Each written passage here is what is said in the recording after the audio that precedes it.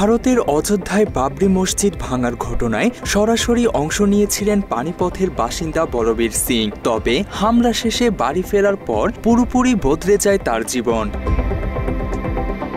বলবীরের বাবা দৌলত রাম স্পষ্টভাবে জানিয়ে দিয়েছিল তিনি আর বলবীরের সাথে একই বাড়িতে থাকবেন না। বাবার মুখে এমন কথা শুনে বিস্মিত হন তিনি। এক পর্যায়ে বাড়ি ছাড়তে বাধ্য হয় বলবীর, এমনকি তার স্ত্রীও তার সাথে থাকতে অস্বীকৃতি জানায়। এতে করে পরিবার থেকে দূরে সরে একাকী জীবন শুরু করতে বাধ্য হন তিনি। ইতিহাস, রাষ্ট্রবিজ্ঞান ও ইংরেজিতে এমএ ডিগ্রি অর্জন করেছিলেন বলবীর। ছোটবেলায় পরিবারের সাথে পানিপথের এক গ্রামে থাকতেন। তার বাবা ছিলেন গান্ধীবাদী ও শান্তিপ্রিয় মানুষ। বড় হয়ে বলবীর আরএসএস কর্মীদের সাথে মিশতে শুরু করেন। পরে শিবসেনার কর্মীদের কাছে অনুপ্রাণিত হয়ে তাদের দলে যোগ দেন। ওই সময় শিবসেনার পক্ষ থেকেই তাকে অযোধ্যায় পাঠানো হয়। ১৯৯২ সালের ৬ ডিসেম্বর বাবরি মসজিদ ভাঙার সময় তিনি গম্বুজে উঠে শাবল চালান। এমনকি ভাঙা মসজিদের একটি ইটও তিনি নিয়ে আসেন অর্জনের প্রতীক হিসেবে।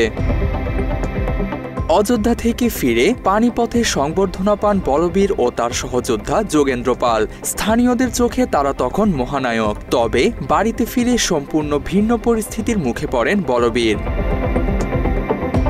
বাড়ি থেকে বের হয়ে যাওয়ার পর অনেকটা সময় ভবঘুরে জীবন কাটাতে থাকেন তিনি। এর মধ্যে তার বাবার মৃত্যুর খবর শোনার পর মানসিকভাবে আরও ভেঙে পড়েন। পরিবারের দাবি, বাবরি ঘটনার দুঃখেই দৌলত রামের মৃত্যু হয়েছিল। সবকিছু হারিয়ে খুঁজতে থাকেন নিজের সহযোদ্ধা যোগেন্দ্র পালকে।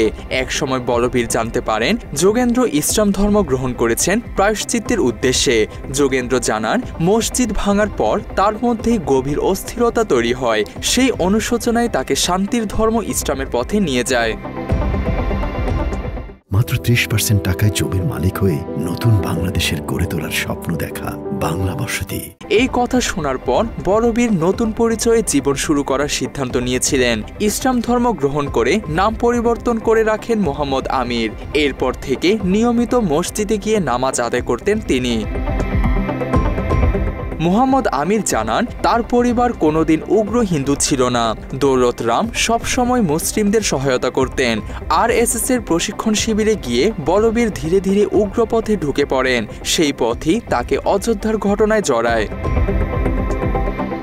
ইসলাম গ্রহণের পর আমির ঘোষণা দেন, বাবরি মসজিদ ভাঙায় অংশ নেওয়া ছিল ভুল কাজ। সেই পাপ মোচনের উদ্দেশ্যে তিনি ১০০টি মসজিদ সংস্কারের সংকল্প নেন। তিনি দাবি করেছেন ১৯৯৩ থেকে ২০১৭ সাল পর্যন্ত উত্তর ভারতের বিভিন্ন স্থানে অনেক ক্ষতিগ্রস্ত মসজিদ খুঁজে সংস্কার করেছেন তিনি। এমনকি স্থানীয় মুসলিমদের সহায়তায় উত্তরপ্রদেশে মসজিদ পুনর্গঠনের কাজও করেছেন তিনি।